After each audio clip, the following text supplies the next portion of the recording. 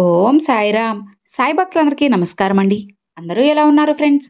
మన సాయినాథుని దయ వల్ల అందరూ బాగుండాలని మనస్ఫూర్తిగా కోరుకుంటూ ఈ వీడియోనైతే స్టార్ట్ చేస్తున్నాను. ఇక ఈ రోజు వీడియోలో బాబాగారు ఎప్పటిలానే ఒక మంచి సందేశాన్ని మనందరి కోసం తీసుకువచ్చారు. ఇక ఏమాత్రం ఆలస్యం చేయకుండా బాబాగారి సందేశం ఏంటో స్వయంగా మన సాయినాథుని మాటల్లోనే విందామా? తల్లి, నీ ముందు ఉన్న ఈ 2 చీటీలలో ఒకదాన్ని తీసుకో. నువ్వు తీసిన దానిలో ఏదైతే ఉందో అదే నీ కళ్ళ ముందు ఉంచుతాను. నమ్మి వెంటనే తాకు అని బాబాగారితో చెప్తున్నారండి. మరి బాబాగారు మనకి ఏం చెప్పబోతున్నారో, ఎలాంటి వార్తను తీసుకురాబోతున్నారో మనం ముందు ఈ 2 చీటీల్లో ఒక చీటిని తాకి బాబాగారు మన కోసం ఎలాంటి సందేశాన్ని తీసుకొచ్చారో స్వయంగా మన బాబాగారి మాటల్లోనే విందామా?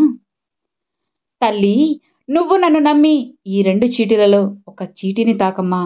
నీ జీవితాన్ని మంచిగా నీకు నచ్చినట్లుగా నేను మారుస్తాను. సంతోషంగా ఉండు. ఒక అంకెను నువ్వు మనసులో అనుకొని ఈ అంకెల్లో ఏదైతే నీకు రాసి ఉందో అదే ఇప్పుడు నేను చెబుతాను విను. ముందుగా 1వ నెంబర్ చీటీ తాకిన వాళ్ళందరికీ బాబాగారు ఏం చెప్తున్నారు అంటే, తల్లి, నీకున్న బాధలన్నిటి నుంచి కూడా నేను తొలగిస్తాను. ఇక నుండి నువ్వు దేనికి కూడా బాధపడకు. ఇప్పటి వరకు నువ్వు పడ్డ కష్టమంతా కూడా కేవలం ఒక్క వంతు మాత్రమేనమ్మా. కానీ ఇక నుండి నీకు కలగబోయేటువంటి సంతోషం అనేది 100 రెట్లుగా నీకు ఇవ్వబోతున్నాను. నువ్వు ఇన్ని రోజుల నుండి ఎంతో నిరాశతో, ఎంతో బాధతో బాధపడుతున్నావు కదా. వాటన్నిటికీ కర్మ ఫలితం అన్నీ తీరిపోయింది. ఇప్పటికీ నీకు అన్నీ తొలగిపోయాయి. నువ్వు శ్రద్ధ సబూరితో ఉన్నావు తల్లి. నువ్వు నన్ను మర్చిపోకుండా ఇప్పటికీ కూడా నాపై నమ్మకంతో, భక్తి శ్రద్ధలతో ఉన్నావు. అందుకే నీకు ఎంత కష్టం వచ్చినా, బాధలు వచ్చినా సరే నేను నీకు తోడుగా ఉన్నాను. భరోసాని నేను నీకు అందిస్తున్నానమ్మా. ఆ మాటని నువ్వు మనసులో పెట్టుకో. నీ బాధలను, కష్టాలను ఎంతో ఓర్పుతో, సహనంతో ఉన్నావు కదా. ఎప్పుడూ కూడా ఇలానే మంచిగా ఆలోచించు. గుర్తుపెట్టుకో తల్లి, నీకు తోడుగా నేనున్నాను అని మర్చిపోకు. మంచి ఆలోచనలతో ఉండు. నీ జీవనాన్ని ముందుకి సాగించుకుంటూ వస్తున్నావు కదా. నీ జీవితాన్ని ఆనందమయం చేస్తానమ్మా. ఎంతో నమ్మకంతో, ఓర్పు సహనంతో ఉన్నావు కదా. నా మీద ఇంత నమ్మకంతో నీకు నీ నమ్మకాన్ని నేను నిజం చేస్తాను. నా బిడ్డకి నేను చేయలేకపోయినా ఇంత నమ్మకాన్ని ఏర్పరచుకున్నటువంటి నీకు చేయకుండా ఉంటానా చెప్పు? నువ్వు కోరిన కోరికలన్నిటినీ కూడా ఖచ్చితంగా నేను తీరుస్తాను.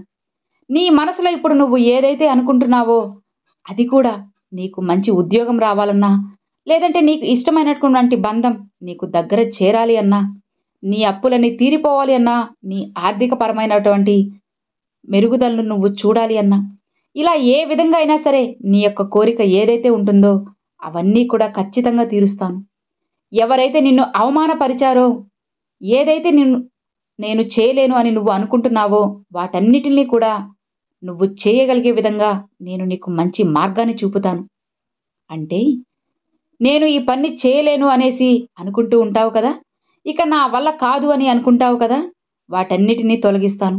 ఖచ్చితంగా నువ్వు ఆ పనిని చేయగలుగుతావమ్మా. అంత ఓపిక, సహనం ఉన్నాయి.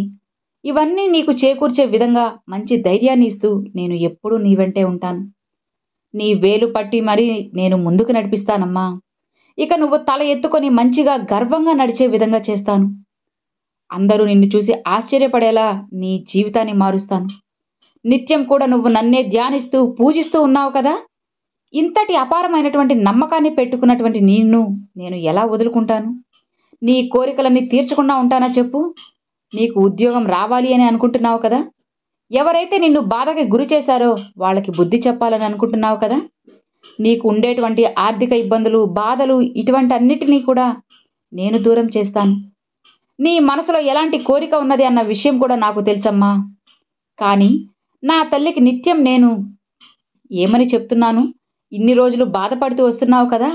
కానీ ఇప్పటి నుండి నీ కోరికలు తీర్చలేదు అనే కదా నువ్వు అనుకుంటున్నావు. ఇక నీ కోరిక అనేది ఖచ్చితంగా నేను జరిపించే తీరుతానమ్మా. ఆ బాధ్యత నాది. నువ్వు మొదటిగా చీటీ అనుకున్నావు కదా. ఇదే నీకు రాసి ఉంచాను. నువ్వు ఏదైతే సాధించాలి అనుకున్నావో అది ఖచ్చితంగా జరిగే తీరుతుంది.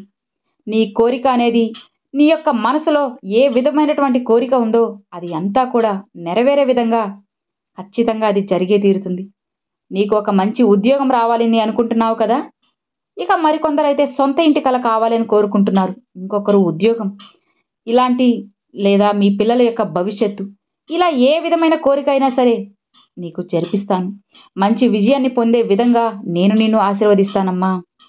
అయితే నేను చెప్పినవన్నీ ఖచ్చితంగా జరుగుతాయి. జరిపించే బాధ్యత నాది తల్లి. ఇక ఇప్పటి నుంచి అన్ని రోజులు మంచి రోజులే.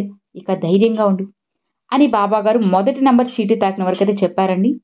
ఇక రెండవ నంబర్ తాకిన వాళ్ళకి బాబాగారు ఏం చెప్తున్నారు అంటే, ఎవరైతే రెండవ నంబర్ తాకి మనసులో అనుకుంటున్నారో వారి కోసం బాబాగారు ఏమంటున్నారంటే, తల్లి, ఇప్పటి నుండి నువ్వు పడినటువంటి కష్టమంతా కూడా తీరిపోయింది.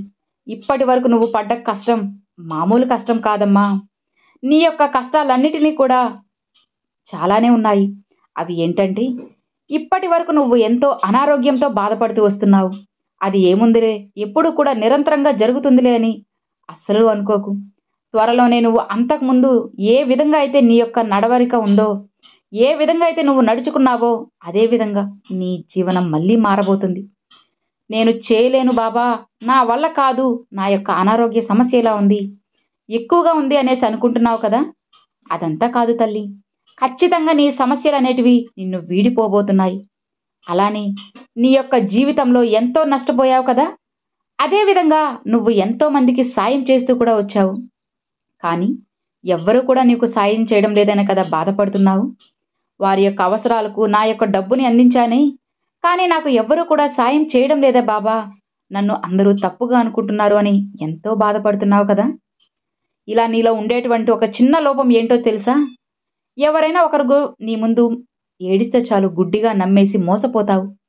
ఎవరైనా సరే వారి కోసం నువ్వు ఎంత దూరమైనా వెళ్తావు. వారి కోసం ఎంతో పొంగిపోతావు, ఆరాటపడతావు. వాళ్ళపై ప్రేమను చూపిస్తావు. నిజమైనటువంటి స్నేహితులు వారే అని నమ్మేస్తావు. అలా ఉండేటువంటి వాళ్ళు నీ వెనక గోతులు తవ్వుతారు. జాగ్రత్తమ్మా. అతిపెద్ద పొరపాటు ఇదే తల్లి. నువ్వు ఎవరిని కూడా గుడ్డిగా నమ్మకు. కేవలం వారి యొక్క అవసరాలకి మాత్రమే అందరూ నిన్ను వాడుకుంటున్నారు. అది గుర్తించు బిడ్డ. వారు ఇంతకుముందు నీ దగ్గరకు రాలేదు కదా, కానీ ఇప్పుడే వచ్చి ఎందుకు నీకు ఇంతలా మాట్లాడి ఇలా ఉన్నారు ఆలోచించు. జాగ్రత్తగా ఉండాలమ్మా. అన్నీ తెలుసుకో. వారు ఏదైనా సరే కొంచెం బాధలో ఉండి నాకు డబ్బు కావాలి అని అడగగానే నేనున్నాను కదా, ఎందుకు భయపడతావు అని చెప్పి సాయం చేస్తూ ఉంటావు. కానీ అలాంటి స్నేహితులు కేవలం వారి యొక్క అవసరాలకు మాత్రమే నిన్ను వాడుకుంటున్నారమ్మా. ఇలా నువ్వు మోసపోయి నువ్వు ఊరికే ఇలా మోసపోతూ ఉంటే ఎలా తల్లి? వారు నీకు తిరిగి చెల్లించింది లేదు, నీకు సాయం చేసిందే లేదు. ఎన్నో అవమానాలు పొందావు.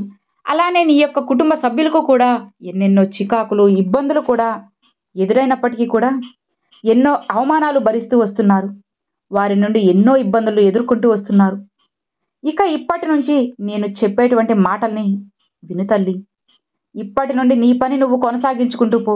నువ్వు ఇప్పటి వరకు ఎవరికైతే సాయం చేశావో, నీ ముందు సాయం కోసం ఎవరైతే చేయి చాపారో, ఇక నుండి అస్సలు వారిని పట్టించుకోకు.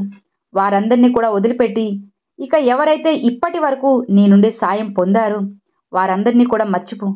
ఎప్పుడైతే నువ్వు వారందరినీ కూడా మర్చిపోయి నీ జీవనాన్ని మళ్ళీ కొనసాగిస్తావో, నీ యొక్క భవిష్యత్తు అనేది అప్పుడు మంచిగా ఉంటుంది.